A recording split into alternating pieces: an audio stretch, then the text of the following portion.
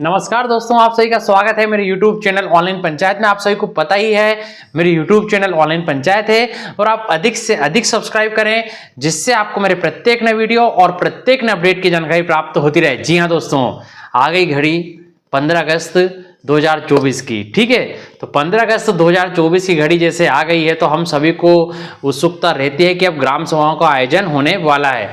ठीक है, तो हमें यह पता करना है, जैसे हमने आपको पहले बताया कि अब जो है विशेषकर 15 अगस्त के दिन ग्राम सभाओं का आयोजन नहीं होता है। ठीक है, उस दिन केवल ध्वजारोहण और विशेष कार्यक्रम ही होते हैं। बाकी ग्राम सभा का आयोजन 15 अगस्त को पर्टिकुलर उस डेट को नहीं होता है। ठीक है, तो अब 15 अगस्त की ग्राम सभा का आयोजन तो होना है, तो या तो पहले होगा या 15 अगस्त के बाद होगा। तो दोस्तों इस बार 15 अगस्त के बाद होने जा रहा है आयोजन। तो 16 से 20 अगस्त के बीच में 15 अगस्त की ग्राम सभा का आयोजन होगा। ठीक है, तो जैसे मान लीजिए एक ग्राम पंचायत में 2 गांव हैं तो 16 और 17 को ग्राम सभा का आयोजन होगा। इस तरह से अलग अलग, जैसे 5 गांव है तो 16 से 20 तक आयोजन होगा। तो 16 से 20 तक जो है 15 अगस्त की ग्राम सभा का आयोजन होगा और चरणबद्ध आयोजन होगा। और इसके मेन एजेंडा जो है राज्य स्तर से जो आया है वो हम आज देखेंगे और बाकी भी हम स्थानीय जो विषय हैं उनको रखकर एजेंडे में शामिल कर सकते हैं। तो हम पूरा राज्य स्तर का एजेंडा भी आज देखेंगे। तो पूरा वीडियो दोस्तों आप स्टेप बाय स्टेप ध्यान से देखिएगा। तो ठीक है दोस्तों, हम सीधे आदेश पर ही आते हैं। मध्य प्रदेश शासन पंचायत एवं ग्रामीण विकास विभाग, क्रमांक आप देख सकते हैं भोपाल, दिनांक 6/8/2024, 6 अगस्त 2024 को ही आदेश निकाला जा चुका है। प्रति कलेक्टर जिला समस्त मध्य प्रदेश, मुख्य कार्यपालन अधिकारी सीईओ जिला पंचायत समस्त मध्य प्रदेश। विषय महत्वपूर्ण है, 16 अगस्त से 20 अगस्त 2024 तक ग्राम सभाओं के चरणबद्ध आयोजन बाबत। जैसा कि आपको पता है कि 15 अगस्त को अब ग्राम सभाओं का आयोजन डायरेक्टली 15 अगस्त को ही नहीं होता है। 15 अगस्त की जो ग्राम सभाएं होती हैं उनका आयोजन या तो पहले या बाद में। तो इस बार जो बाद में रखा गया है 16 अगस्त से 20 अगस्त के मध्य, है ना।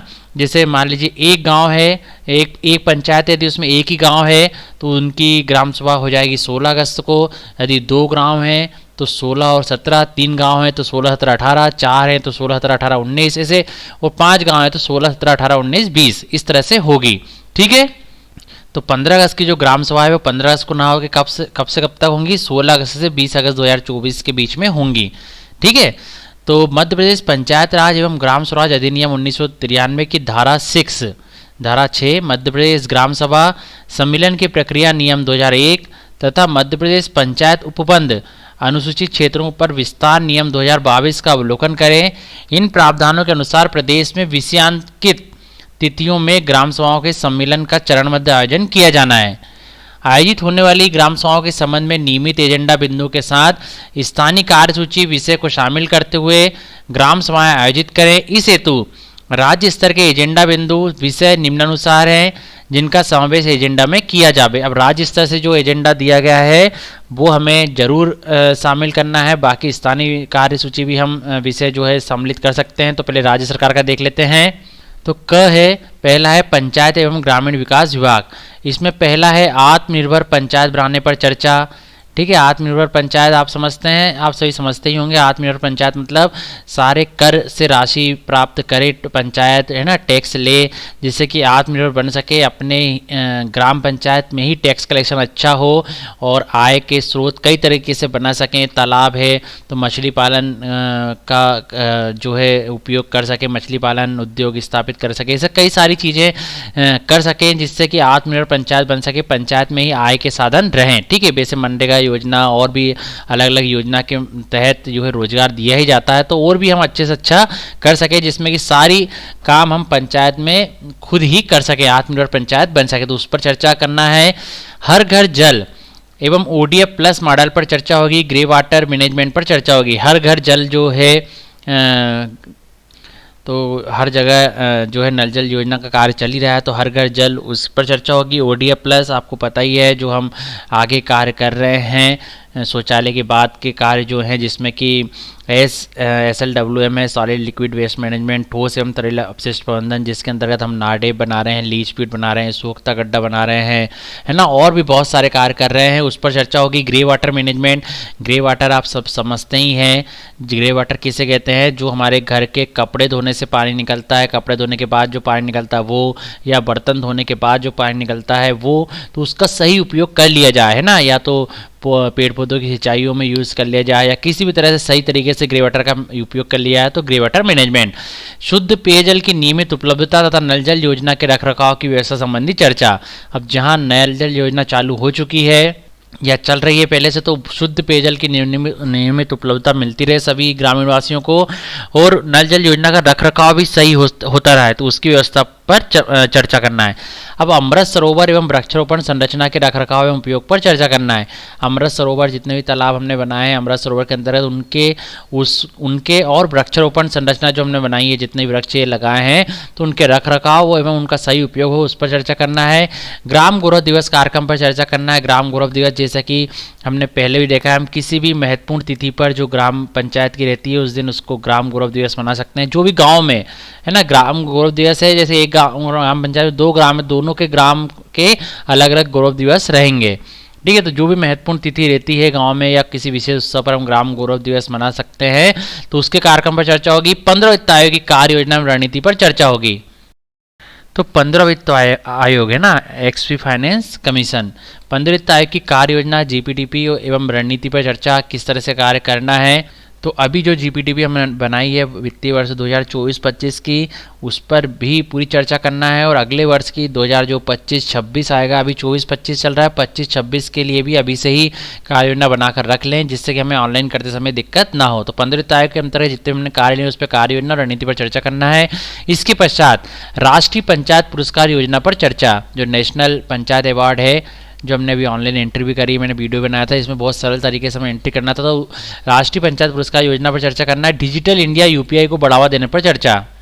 अब डिजिटल इंडिया UPI को बढ़ावा देने पर चर्चा, हम जहाँ तक जानते हैं कि अब हमारे ग्राम पंचायत में अधिकतर सभी घर में, हर व्यक्ति, लगभग सभी घर में एक व्यक्ति तो ऐसा होगा ही जो कि UPI चलाता है, जिसमें UPI के अंतर्गत कई सारे हो सकते हैं, भीम UPI हो, फ़ोन पे चलाता हो, या फिर गूगल पे चलाता हो, तो कोई ना कोई व्यक्ति घर में अब UPI चलाता ही है, ठीक है। तो हमें अधिक से अधिक UPI ट्रांजैक्शन को बढ़ावा देना है कि नगद की जगह UPI फ़ोन के माध्यम से जो है ट्रांजैक्शन हम करें, पैसों का लेन देन करें, ठीक है। तो ये तो बहुत अच्छा हमने बढ़ावा देते थे, अब हर घर में हो चुका है ये, और भी आगे बढ़ावा देना कि हर व्यक्ति इसका यूज़ करे। अर्ध शहरी पंचायतों की कार्य योजना पर भी विचार करना है। जो थोड़े थोड़े शहर जैसे हो गए, अर्ध शहरी हो गए हैं, तो उनकी कार्य योजना पर भी विचार करना है। अब जो पॉइंट है वो है वन विभाग का।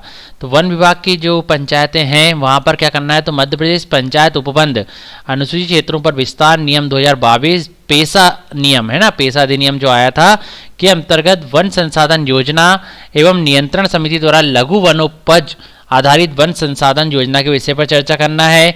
वन्य प्राणियों द्वारा पशु हानि एवं पशु घायल किए जाने पर राहत राशि का प्रावधान पर चर्चा करना है। वन्य प्राणियों द्वारा जन हानि एवं जन घायल किए जाने पर राहत राशि का प्रावधान पर चर्चा करना है।